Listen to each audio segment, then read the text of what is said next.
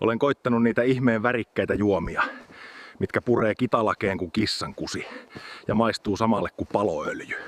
Niissä on kaikki vihamiinit, aminot ja asteroidit. Reenit kulkee ja paska haisee. Joku kasvattaa muka siivetkin. Mikään ei kuitenkaan voita isoäiteen vanhaa reseptiä. Maku on kuin aamukaste, ei kielen päällä.